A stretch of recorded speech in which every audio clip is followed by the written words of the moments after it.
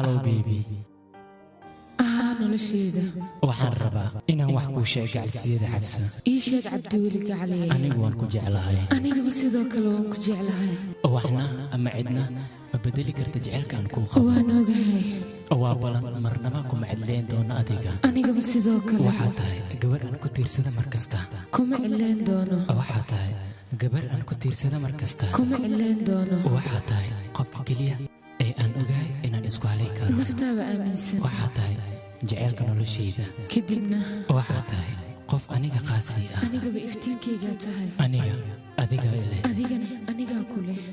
jecel maan aqoon ilaa aan adiga kula kulmay